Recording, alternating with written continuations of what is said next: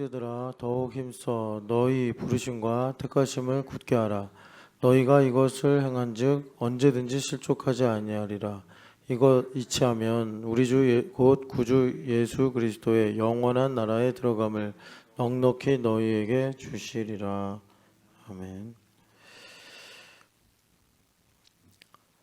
우리가 예수님을 아는 것에서부터 오늘 이제 주일부터 이 말씀을 계속 듣고 있는데, 여기서 예수님을 아는 것이란 예수님에 대해 아는 것이 아니라 예수님을 인격적으로 아는 것, 예수님을 직접 아는 것, 이렇게 말할 수 있다고 했습니다. 그래서 우리가 예수님에 대해 아는 것과 또 예수님을 인격적으로 아는 것의 차이가 뭐냐, 그것은 이게 믿음의 고백은 아니고 베드로가 그러니까 두려워서 예수님을 모른다고 한 것인데, 우리가 예수님을 모르는 것을 아는 것에서부터 예수님을 인격적으로 아는 것이 시작이 된다. 가족 간에도 종종 그런 일들이 있잖아요. 가족이니까 의뢰 잘 알죠. 잘한다고 생각했는데 어떤 순간에 내가 정말 몰랐구나 라는 사실을 받아들이는 것, 그런 사실을 발견하는 것, 그게 정말 그 사람의 마음에 다가가는 시작이 되잖아요. 내가 정말 모르고 살았구나, 나만 알고 살았구나, 당연한 줄 알고 살았구나, 이런 거죠.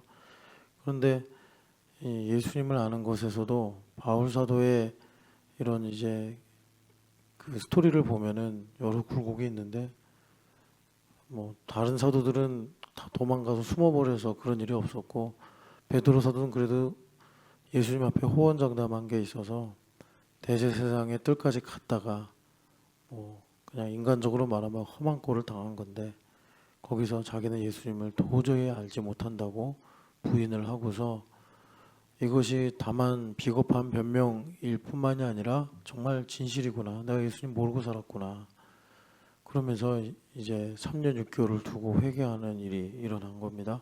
이제 거기서부터 에피그노시스라고 말씀드린 그 예수님을 아는 이 일이 이제 시작이 된 것이다. 그래서 예수님을 안다, 예수님을 안다, 이게 그냥 에피그노시스다. 그노시스라고 보통 지식을 말하는데, 지식에 넘치는 하나님의 사랑을 깨달아 할 때 그것이 에피그노시스다. 그러니까 이것이 오늘 여기 10절을 보면은 택하심과 부르심을 굳게 한다, 이렇게 말씀하십니다. 택하심과 부르심. 예수님을 아는 것하고 나의 택하심과 부르심하고 같은 내용이라는 겁니다. 그러니까 우리가 보통 이제 예수님을 나의 전부이십니다, 이렇게 고백을 하잖아요.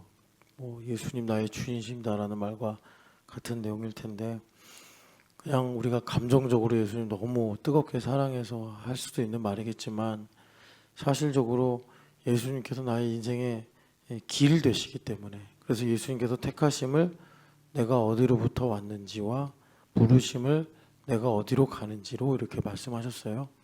그러니까는 하나님께서 나를 영원전에 택하셔서 이제 사랑하시기로 작정한 것, 그게 택하심이고, 부르심은 하나님께서 나를 예정하셔서 나를 통해 어떤 영광을 받으시기 원하시는가,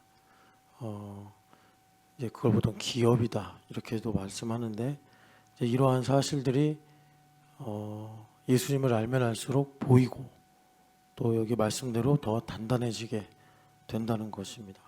더 단단해지게 돼서 여기 말을 하자면 실족하지 아니하리라. 이 실족한다는 건 참 바울 사도에게 뼈아픈 말인데, 왜냐하면 예수님께서 너는 나를 실족하게 하는 자로다 이렇게 말씀했거든요.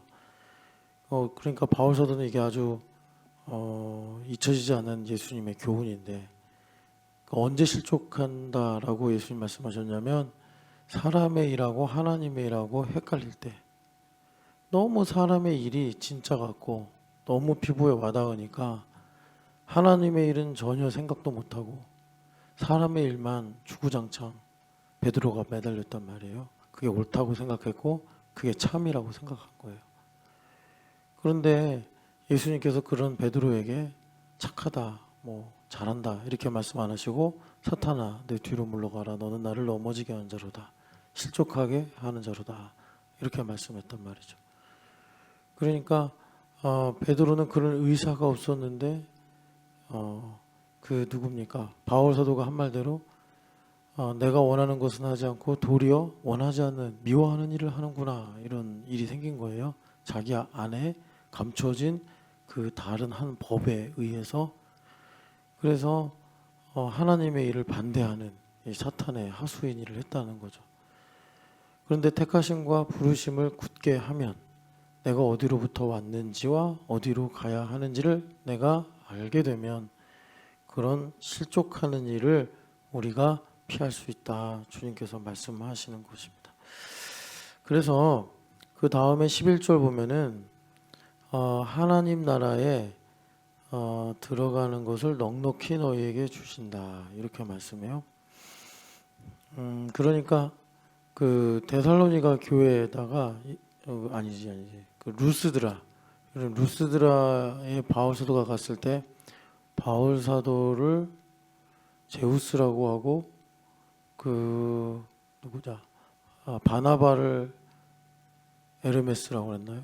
하여튼 그래가지고 그 신격화했잖아요. 신격화했어요. 그래서 바울 사도가 우린 신이 아니다 그랬던 도시가 루스드라인데 거기에 있을 때 이제 바울 사도를 추적해오던 유대인들 때문에 그 루스드라 사람들이 바울을 한때는 막 신격화해가지고 뭐 되게 위한 듯하다가 바로 그것이 광기로 뒤집혀가지고 이제 바울 사도를 돌로 쳤단 말이에요. 그래서 거의 이제 사람들이 볼 때 숨이 끊어졌다 생각을 해서 버렸죠. 근데 바울 사도가 이제 기사회생을 해가지고 살아났단 말이에요. 그리고서 제자들을 만났는데 뭐 이제 거기서 그렇게 큰 기적을 행했으니까 또 말씀도 전하고 그래서 제자들이 이제 두려운 가운데 또 이제 바울 사도는 다른 곳으로 갈 수밖에 없으니까 그때 바울 사도가 하신 말씀이 많은 환난을 당해야 하나님의 나라에 들어갈 수 있다. 이렇게 제자도의 메시지를 주고 떠나게 됩니다. 그러니까 이 말은 이제 율법적으로 들으면 뭐 대가를 많이 치러야지 천국에 간다 이렇게 우리가 이해하기가 쉬운데 하나님 나라에 들어간다는 건 우리가 소속이 바뀌는 거잖아요. 그래서 예수님께서 여러 차례 말씀하신 대로 세상이 너희를 미워한다 이런 말씀을 바울 사도가 하신 거죠. 그런데 이제 그 말씀에 이어서 바울 사도가 환난을 당한다를 강조한 게 아니라 하나님께서 하나님 나라에 그런 환난에도 불구하고 들어가게 하신다. 로마서 8장 18절 보면은 현재의 고난은 장차 나타날 영광과 좋게 비교할 수 없다 하신 거죠. 그러니까 택하심과 부르심을 굳게 하면 우리가 이 땅을 살면서 하나님 나라의 소속으로 살 때 세상에 속하지 않은 것으로 인해 세상이 우리를 미워합니다. 여러 가지 내적인 시험에서부터 삶의 환난이 있을 터인데 그런 가운데 주님께서 우리가 흔들리지 않도록 택하심과 부르심을 굳게 하셔서 그 모든 고난을 감당할 만한 능력을 우리에게 넉넉하게 주신다. 이 말씀을 지금 베드로 사도가 하시는 거예요.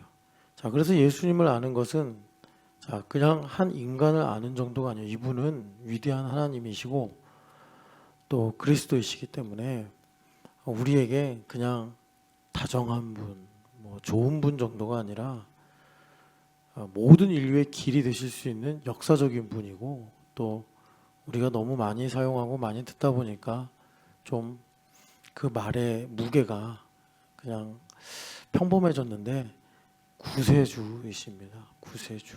그래서 우리의 택하심과 부르심을 굳게 한다.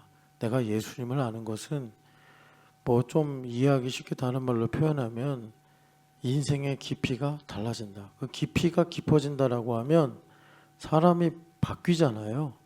깊이가 깊어지면 사람이 성격이 바뀌고 더 나아가서 인격도 바뀌게 돼요. 이 깊이라는 것이 그런 힘이 있는데, 그래서 성령 하나님은 우리에게 오셔서 깊이를 더하시는 분, 깊은 것을 통달하사 우리의 영혼에 등불을 켜신다고 말씀하시잖아요. 그러니까 예수님을 안다. 예수님이란 분은 참 고귀한 분이라 깊이를 깊어지게 하셔서 내가 알고 있는 모든 것을 다른 차원으로 바꾸시는 분이에요. 그러니까 바울 사도가 그리스도를 아는 지식이 가장 고상하기 때문이라. 그래서 이분을 아는 데 있어서 바울 사도에게 유익이 되는 것들을 다 해로 여겼다고 할 정도로, 그러니까 이 말에는 참 사실은 우리가 쉽게 범접할 수 없는 바울 사도의 예수님을 향한 열심, 타협하지 않는 가치가 있는 것입니다. 그래서 이 택하심과 부르심을 굳게 한다라는 말을 좀 더 구체적으로 얘기하면, 우리가 하나님 행하시는 일을 크게 두 가지로 경륜과 섭리라고 말하잖아요. 이렇게 말하는 게 조금 이제 너무 간단하게 말하는 느낌이 있는데, 경륜이 줄기라면 섭리는 가지다. 한강이 흘러가면 한강 좌우에 여러 이제 천들이 있습니다. 여기 가까운데 홍제천도 있고 안양천도 있고 또 뭐가 있더라. 하여튼 천이 되게 많잖아요. 그런 이제 작은 지류에 해당되는 게 섭리라면 이 모든 세대를 뚫고 지나가는 것이 하나님의 경륜인데, 나를 향하신 하나님의 경륜과 섭리를 알게 된다. 이것입니다. 그래서 예수님께서 이것을 가리켜서 I am the way 라고 요한복음 14장 6절에 말씀을 하신 거예요. 자, 그래서 이것이 방금 말씀드린 대로 나의 인격의 변화를 가져온다.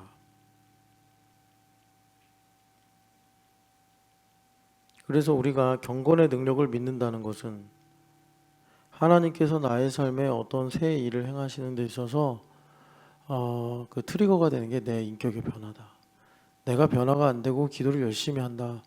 그래서 되는 것처럼 생각하는 크리스찬들이 되게 많아요. 나는 인격이 하나도 변화되지 않는데 뭐 내가 어떤 능력을 발휘해서 그런 거 없습니다. 왜냐하면 예수님 내 안에 계시기 때문에. 예수님께서 내 밖에 계시고 그 밖에 계신 분을 주님이라고 부르면 가능해요. 근데 예수님 내 안에 계시기 때문에 내가 안 변하면 예수님께서 그 일을 행하시는 것을 내가 허용하지 않는 것입니다. 그래서 이 인격의 변화를 놓고 우리가 읽은 10절 11절 위에 4절을 보면은 신성에 참여하게 된다. 신성에 참여한다 이렇게 말씀하세요. 이 신성에 참여한다는 게 조금 느낌이 안 올 수 있는데, 영어로 파트테이크라고 그러거든요. 그러니까 공유한다. 그러니까 하나님의 신성이 이렇게 크게 있을 거 아니에요. 무한이니까 뭐 이렇게 우리가 한정지어 말할 수 없는데, 그런 하나님의 신성에 내가 이렇게 들어와 있는 거, 그런 느낌입니다. 신성에 참여한다. 그러니까 하나님을 아는 지식을 갖는 거죠. 하나님을 아는 지식. 그래서 미리 좀 말씀을 드리면, 하나님을 아는 지식을 갖는 건요, 우리가 이렇게 이제 어떤 책이 있으면 내가 이 책을 읽고 안다 이렇게 말하잖아요. 그런데 하나님을 아는 지식은 그렇게 알 수가 없어요. 하나님을 이렇게 놓고 사물처럼 놓고 뭐 이렇게 생겼네, 이런 색깔이네, 이렇게 알 수가 없어요. 하나님은 신이시기 때문에. 하나님을 아는 방법은 내가 여기 들어가는 것밖에 없어요. 여기 들어가는 것밖에 없어요. 이 책 속에 들어가는 것밖에 없어요. 이해가 되시는지 모르겠는데, 그래야 하나님을 아는 거. 내가 하나님께 포함돼야지 하나님을 알지. 하나님을 이렇게 근거리에 놓고 이렇게 보면서 이렇게 생겼네, 이렇게 하나님을 알 수가 없어요. 그래서 우리가 이제 요한일서의 큰 주제가 하나님을 아는 거거든요. 그리스도를 아는 것. 그래서 하나님을 아는 건 뭐냐면 하나님 안에 들어가는 거고, 성삼위 하나님 안에 들어간다. 코이노니 안에 들어간다. 이거예요. 그래서 요한 사도가 1서만이 아니라 2서, 3서에서도 강조하는 게 공동체와의 관계인 것입니다. 그래서 그 하나님 안에 들어간다, 코이노니 안에 들어간다, 하나님을 안다, 그게 이제 온전한 사랑이다, 이렇게 말씀하는 겁니다. 그래서 여기서도 그 메시지하고 연결되는데, 신성에 참여하는 것에 이제 마지막 단추가 뭐냐 봤더니 사랑을 더하라. 사랑을 더하라. 이렇게 말씀하십니다. 사랑을 더하라. 이제 마지막이 사랑인데, 이 사랑을 더하라, 이거를 이제 우리가 더 깊이 알아야 될 거 아니에요. 베드로 선생님이 예수님께 사랑이라는 질문만 3번 받았잖아요. 너가 나를 사랑하느냐, 이렇게 사랑을 더하라. 그래서 요한 사도식으로 말하면 온전한 사랑입니다. 요한일서에 많이 나와요. 온전한 사랑. 온전한 사랑은 뭐겠어요? 하나님의 사랑이죠. 하나님의 사랑. 하나님의 사랑이 뭐라고 그러던가요? 요한일서에 그의 아들 독생자를 세상에 보내셔서 그로 말미암아 우리로 구원을 받게 하신 것이 온전한 사랑이래요. 뭐 내가 누구를 뜨겁게 사랑하고 뭐 막 다 주고 싶고 이런 게 온전한 사랑이 아니고, 하나님의 뜻을 알아 그분의 뜻대로 살아가는 게 온전한 사랑입니다. 그래서 이 온전한 사랑을 이제 사랑하면 또 한마디 거두실 분, 거드시는 거들다. 그러니까 거들 분이 계시잖아요. 이분이 바울 사도인데 빠질 수가 없는 분이요. 그래서 어제 우리가 읽은 것이 사랑이란 뭐냐? 어린아이의 일을 버리고 장성한 사람이 되는 것이다. 장성한 사람이 되는 것이 온전한 사랑이다. 이렇게 말씀을 하고 계십니다. 장성한 사람이다라고 할 때 어린아이랑 비교되잖아요. 어린아이는 자기중심인 거예요. 하나님도 사람도 자기중심으로 사랑할 수 있어요. 그러니까 자기중심인 사람은 항상 좋아하는 사람, 별로 안 좋아하는 사람이 나뉘어요. 어린아이들은 그 호불호가 분명합니다. 하나님도요, 좋을 때 있고 안 좋을 때 있고, 내가 하나님의 좋아하는 부분이 있고 별로 안 좋아하는 부분이 있고, 그렇게 나뉘어요. 그게 자기중심의 사랑이에요. 자기중심의 사랑.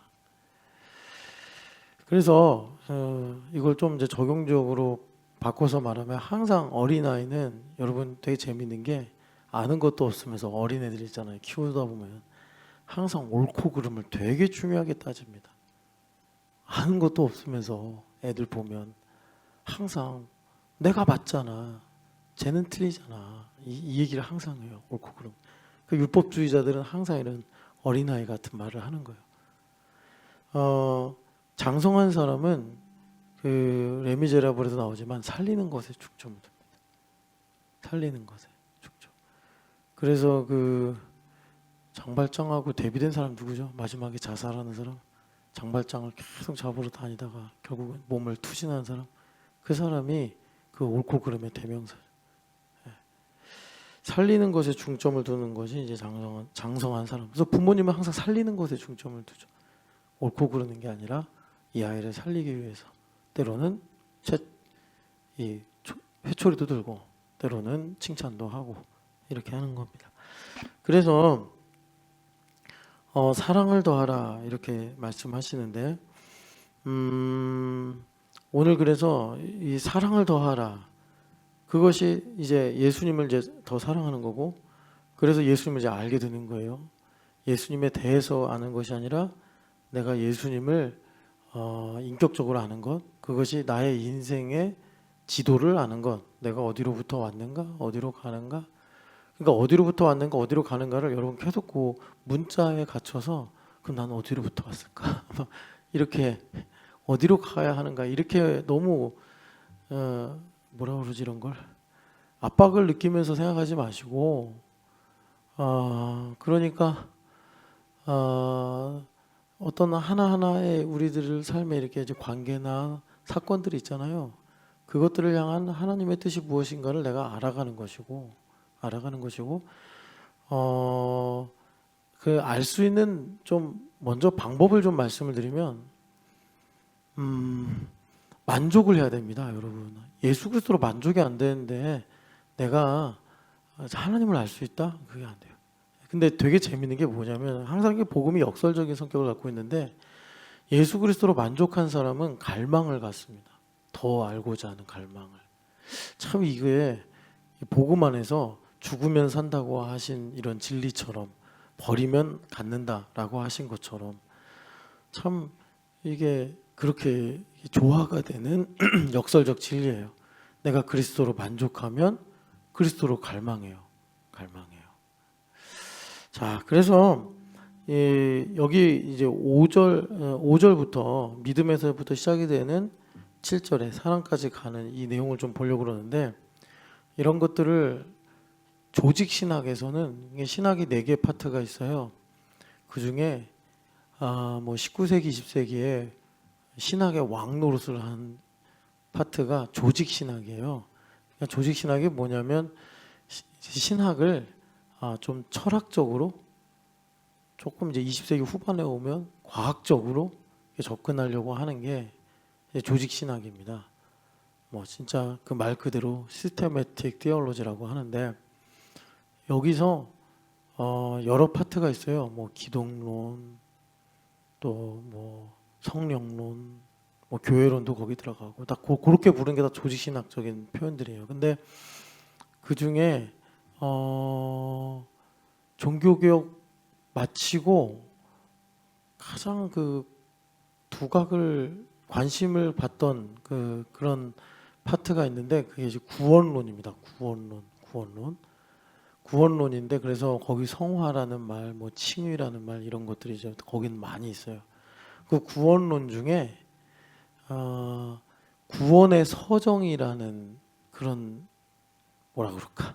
하여튼 주제가 있어요. 구원의 서정. 제가 예전에 그 부목사 하면서 상암동에서 목회할 때 그때는 이제 부목사는 아닌데 전임 사역자였어요. 그때 제가 강도사를 2년 했어요. 너무 일찍 강도사 인허를 받아서 그때 성경 공부반을 거기서도 했는데 그때 처음 그 만들었던 성경 공부반이 구원의 서정이라는 거였어요. 저보다 이제 선배 부목사님, 수석 부목사님 한 번 계셨고 담임 목사님 계셨고 담임 목사님 반이 제일 많았고 그 다음에 이제 수석 부목사님 반. 제 반에는 그때 하나, 둘, 4명이 왔어요. 4명. 뭐 교회 성도들이 많지는 않았기 때문에 젊은 신혼부부 2명 오셨고 또 청년 1분 오셨고 그리고 좀 나이가 있으신 권사님이 1분 오셨는데 이 권사님이 구원의 서정 첫 시간에 들어오셔가지고 쭉 개론을 들으시더니 자기는 그 서정시의 서정인 줄 알았대요. 그래가지고 좀 뭔가 이렇게 따뜻하고 부드러운 이런 내용일 줄 알았는데 그 서정이 순서라는 말이거든요. 순서. 그래서 이런 줄 알았으면 다른 걸 들을 걸 뭐 이랬던 기억이 있어요. 여기 믿음에서 사랑으로 가잖아요. 일종의 순서 같은 느낌이 있죠. 그래서 구원의 서정에 관한 부분인데 성경의 구원의 서정에 관한 말씀들이 몇 개 있습니다. 그 일반적으로 우리 장로교에서 구원의 서정이다 그러면은 안토니 후쿠마라는 유명한 조직신학자가 있어요. 그 이후로는 조직신학이 인기가 없어져가지고 뭐 조직신학 공부하거나 뭐 책을 쓴 사람이 거의 없는데 구원의 서정이라는 게 이렇게 직선적으로 있었거든요. 직선적으로 보통 뭐 5개에서 6개, 7개 이렇게 되는데 이 안토니 후쿠마라는 사람이 새로운 발상을 한 게 오각형을 그렸어요. 구원의 서정을. 약간 순서라는 느낌보다는 약간 동시적인 개념이 생긴 거예요. 그래서 콜링이 있고요. 그리고 거듭남, 뭐 본어게인이라고 해도 되고, 거듭남이 있고요. 리제너레이션이라고 해도 되고, 회개가 있고, 성화, 칭의 이렇게 있습니다. 그래서 이게 동시에 이렇게 구원으로 우리에게 이루어진다. 근데 제가 오랜만에 하다 보니까 육각형이었나 이런 생각도 들고 헷갈리는데 육각형일 수도 있어요. 왜냐하면 영화를 지금 내가 들어가야 될 것 같은데 이런 애매한. 하여튼 이런 시도가 있었어요. 그러니까 왜 이렇게 직선적으로 쭉 하다가 이렇게 오각형으로 바꿨냐면 인격성 때문에 그렇습니다. 인격성. 그래가지고 이 5가지가 우리 삶에 어떤 순서로 일어난다기보다 유기적으로 동시에 다양한 면모를 가지고 구원의 은혜가 임하는 거 아니겠냐, 이제 이렇게 주장을 합니다. 그냥 여러분들에게 기본적인 상식이라서 말씀을 드렸고, 그러면 여기 본문 말고 구원의 서정을 말하는 성경 본문이 또 어디 있냐면 로마서 5장 3절 5절 아시죠? 우리가 하나님의 영광을 바라고 즐거워하나니 환난은 인내를, 인내는 연단을, 연단은 믿음을, 이렇게 말하죠. 환난은 인내를, 인내는 연단을, 연단은 소망을, 이렇게 말씀합니다. 이제 아브라함의 스토리 이후에 믿음이란 뭐냐, 이렇게 정의를 하면서 바울 사도가 말씀하신 건데, 이것은 여기 연단이라고 나와 있는데요, 영어 성경 보면 캐릭터로 되어 있습니다. 그러니까는 이걸 왜 연단이라고 했는지는 잘 모르겠어요. 그런데 이 캐릭터라고 그러면 이제 분별하는 능력이 있는 그런 캐릭터다. 그걸 이제 뭐 하여튼간에, 그래서 이것입니다. 우리가 여기 믿음이라는 걸 갖는데, 여기에는 나의 생각, 나의 감정, 나의 가치가 섞여 있는 거예요. 어린아이 상황이다, 이렇게 보시면 됩니다. 그런데 주님께서 고난이라는 걸 사용하셔서 나를 연단하시는 거예요. 그래서 하나님 중심만 딱 남게 되는 겁니다. 그래서 아브라함이 자기 몸이 죽은 자와 같이 됐고 사라의 몸이 돌과 같이 되었을 때 오히려 의심하지 않고 하나님께 영광을 돌렸다, 이렇게 말씀하죠. 그러니까 그런 모든 상황 속에서 자기 중심들이 사라져 가는 거예요. 우리가 상황이 어려워질 때 막 흔들리고 기분 상하고 뭐 또 낙심하고 이러는 이유가 뭐냐면 내 믿음 안에 있는 그 불순물들 때문에 그래요. 불순물들, 세상을 사랑하는 마음, 내 힘으로 살려고 하는 마음. 그런데 이런 것들을 주님께서 섭리하셔서 고난의 때에 끓는 점을 높여가 가지고 자기 중심성을 증발시키는 거예요, 주님께서. 그 인내는 여러분 정적이지 않고 매우 역동적입니다. 그래서 하나님의 뜻이 이런 거구나, 분별할 수 있는 능력을 갖게 하시고 마침내 내 안에 하나님의 뜻만 남게 되어서 이제 하나님의 사랑이 성령으로 말미암아 부어졌다, 이렇게 말씀하고, 또 이 구원의 서정을 다루는 말씀이 이건 좀 간단한데 야고보서 2장 21절에서 23절입니다. 그래서 아브라함이 들음에 의해서 믿었잖아요. 들음의 믿음. 들음의 믿음에서 행함의 믿음으로 주님께서 우리를 인도하십니다. 그래서 행함의 믿음으로 가는 걸 이제 온전한 믿음이다라고 야고보 선생님 말씀하시고, 그래서 여기서 아브라함이 얻은 축복이 하나님의 벗이다, 친구다라고 말씀을 했어요. 오늘 여기 베드로 후서에 나와 있는, 그러니까 5절부터 7절의 구원의 서정에 관한 말씀은 좀 더 다각적이죠. 요거를 좀 여러분 풀어서 말씀을 드릴게요. 먼저는 믿음을 하나님께서 우리에게 주십니다. 근데 이 믿음도 여러분 그 이전 단계가 있죠. 이게 들음으로 믿어진다. 들음으로 믿어진다는 것은 내가 교회가 되어서 포도나무 줄기에 붙어있는 가지가 됐다. 그래서 내가 교회인가 교회가 나인가가 구분이 안 돼야 된다고요. 나는 나고 교회는 교회다, 딱 구분이 되면 교회가 된 게 아니에요. 그러면 참 이 믿음을 갖기가 쉽지 않습니다. 그러니까 우리가 믿음이라는 거는 우리가 만들 수 없는 거잖아요. 성령 하나님께서 우리에게 선물로 주시는 거란 말이에요. 마치 포도나무 줄기가 가지와 연결되어 있는 것처럼. 그러니까 여러분, 우리가 좋아하는 거하고 믿음하고 구별해야 돼요. 내가 깨닫는 거하고 믿음하고 구별해야 돼요. 그러니까 믿음은 안 없어져요. 성령 하나님 주신 믿음은 안 없어져요. 막 내가 위기 속에서 나 사라질 것 같아, 없어질 것 같다 하더라도 믿음이 이게 영원한 거기 때문에 없어지지 않아서 나를 살려요. 예. 근데 내가 이제 뭐 찬양 부르다 기분 좋을 수 있잖아요. 내가 기독교인으로 오래 살잖아요. 성경 말씀 읽고 기분 좋을 수 있어요. 충분히 그럴 수 있어요.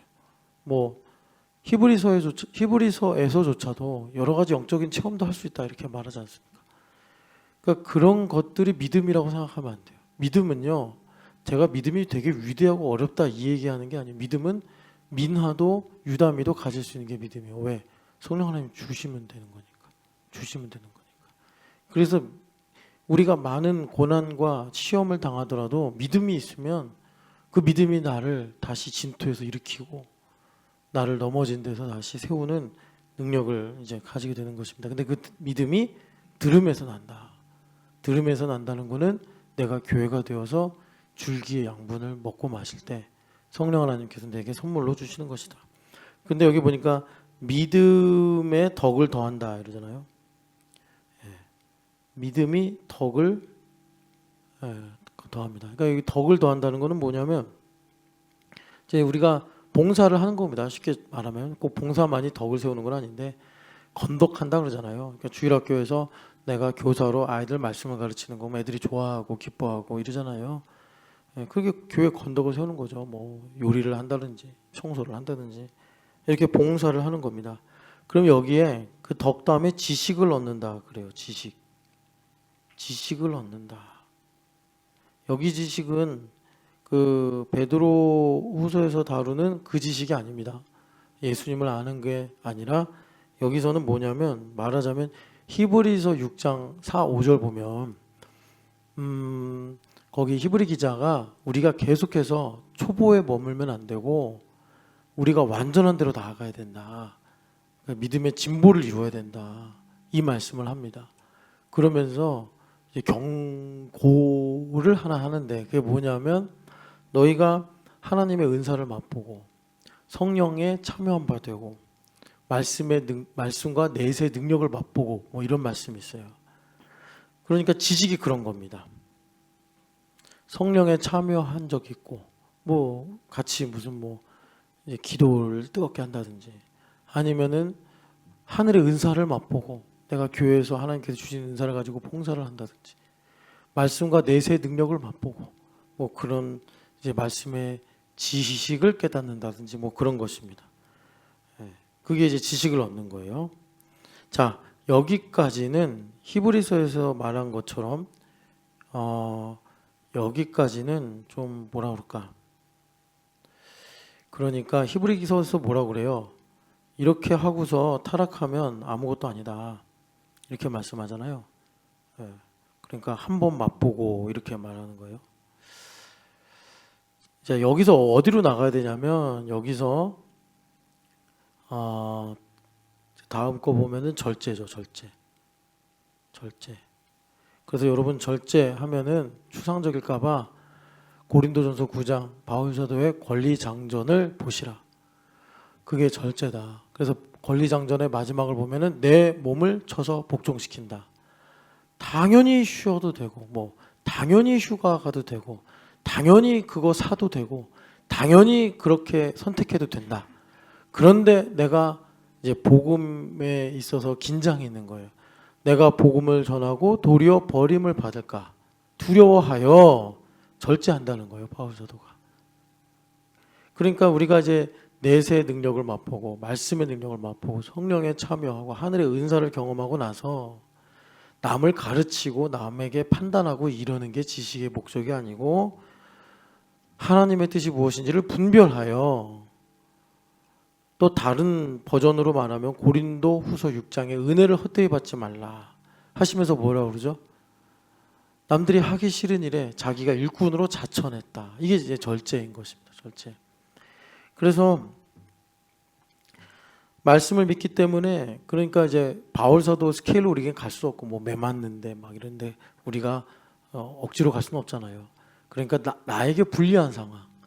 내가 싫어도 이 봉사를 하면서 하나님께 주신 지식에 의해 볼 때 하나님께서 거기에 가기를 원하신다면 그것이 선과 악에서 하나님을 가까이 하는 선에 해당된다면 내가 그거 선택하는 거예요.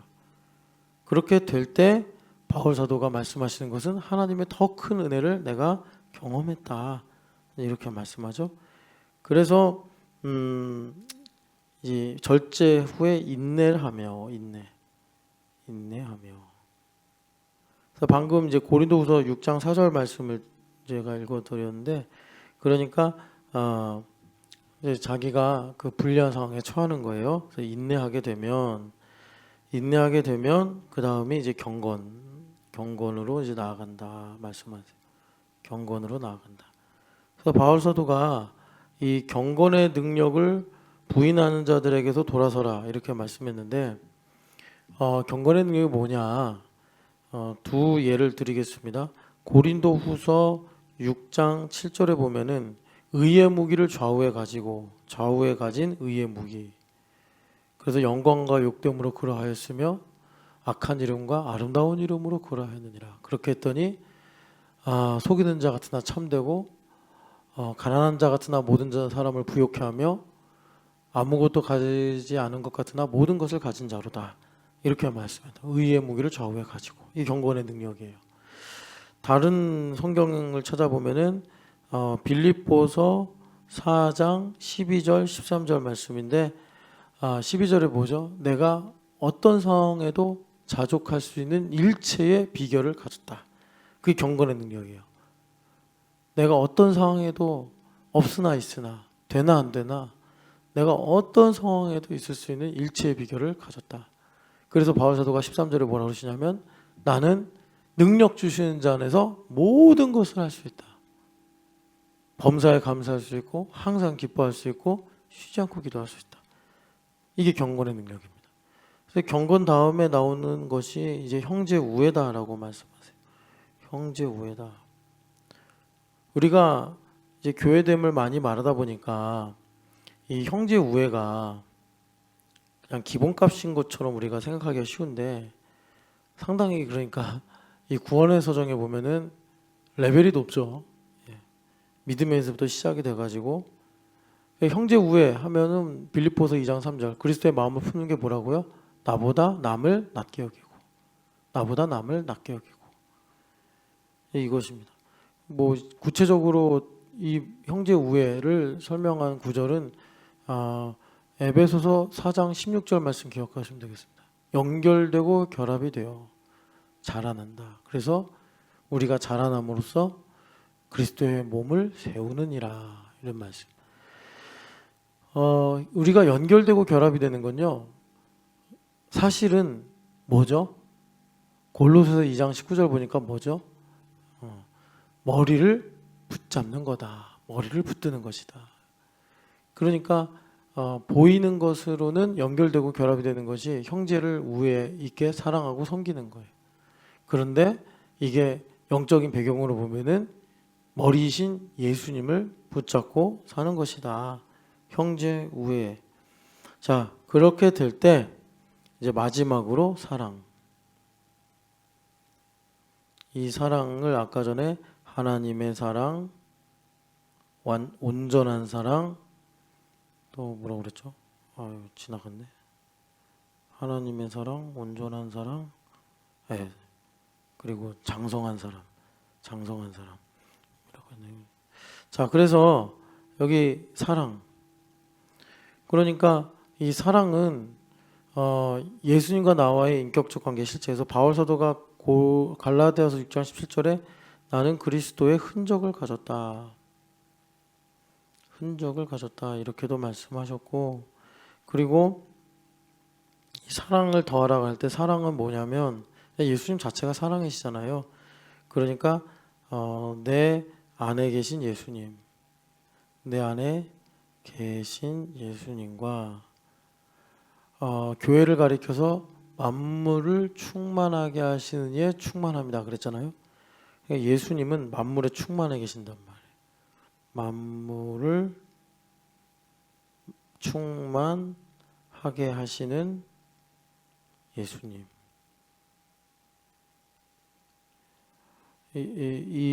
이것이 하나가 된 상태인 것입니다. 하나가 된 상태.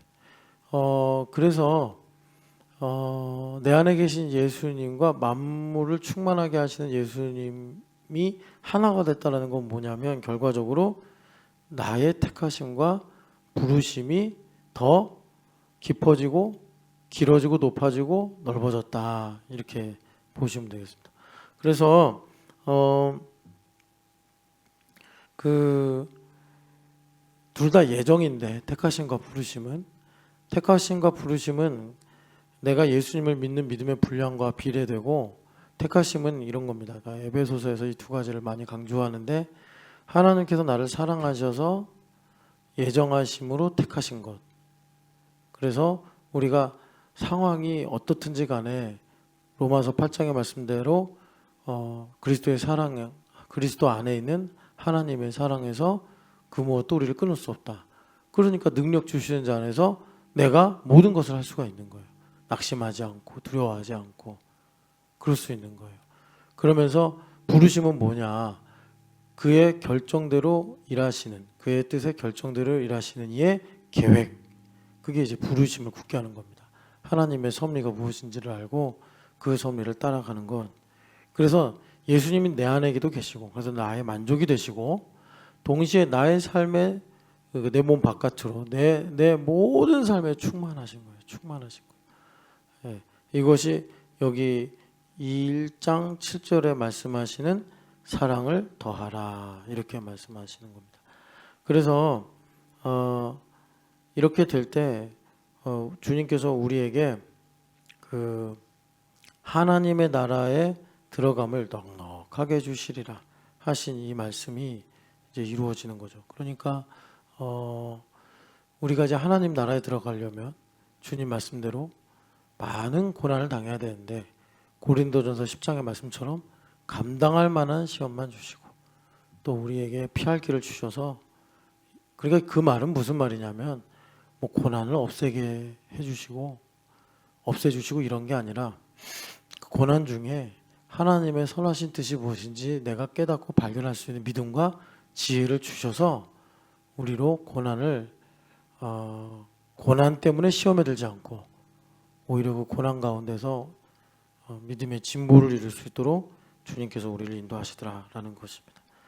그래서 여러분 주님께서 우리에게 이 구원의 서정을 다시 한번 구체적으로 말씀하셨는데 이 구원의 서정의 오늘 베드로후서에서 나온 구원의 서정의 방향은 사랑, 온전한 사랑.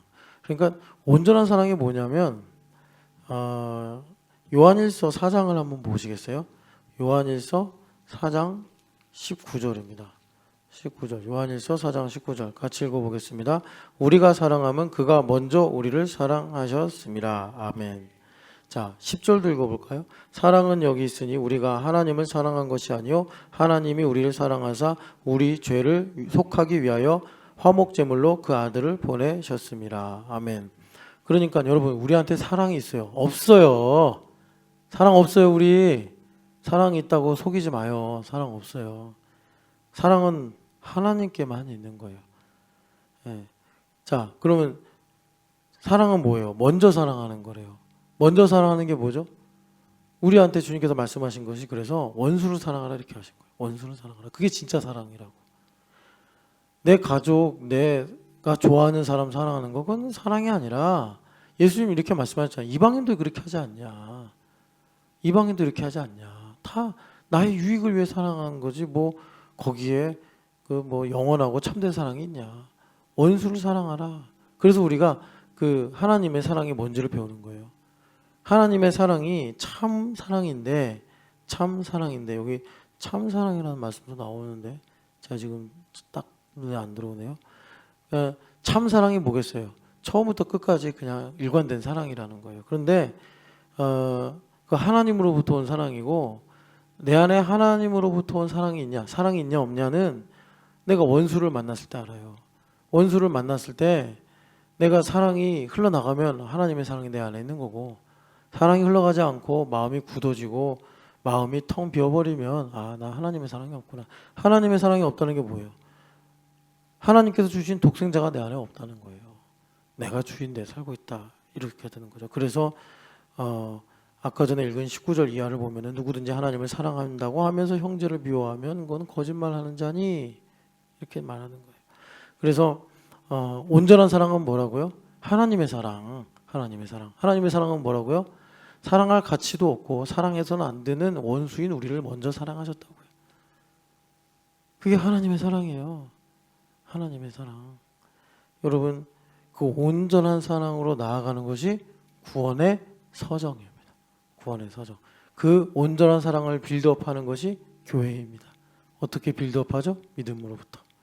차근차근 주님께서 우리의 인격을 존중하시고 그리고 우리의 동의를 받아가시면서 우리를 그 온전한 사랑으로 인도하사 하나님의 나라에 들어감을 넉넉하게 우리에게 주십니다. 하나님의 나라에 들어간다는 것은 단순히 죽음 이후에 내세에 어떤 그런 상급만을 가리키는 것이 아니라 이 땅에서 하나님의 나라가 나의 가정과 나의 삶의 현장에 임하게 하시는 것입니다. 여러분, 그 구원의 서정을, 그 구원의 길을 복되게 걸어가시기를 축복합니다. 사랑하는 하나님 아버지, 우리는 하나님께서 절대로 사랑하시면 안 되는 존재인데, 사랑할 수 없는 그런 인생인데, 하나님께서 우리를 먼저 사랑하심으로 우리에게 사랑이 무엇인지를 맛보게 하시고 가르쳐 주신 줄을 믿습니다. 하나님 아버지, 이 온전한 사랑으로 나아가기 위해서 우리를 인도하시고 또 우리를 지키시고자 교회로 부르신 줄을 믿습니다. 예수님을 아는 지식을 얻는 데 있어 게으르지 않게 하시고 열매 없는 자가 되지 않게 하심으로 하나님, 우리의 믿음이 오늘도 한 걸음 한 걸음씩 더 나아갈 수 있도록 역사하여 주시옵소서.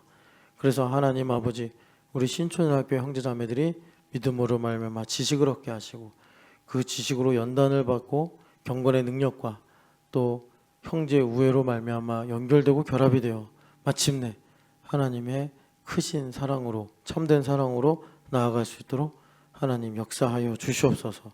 부활하신 예수님의 이름으로 기도합니다. 아멘.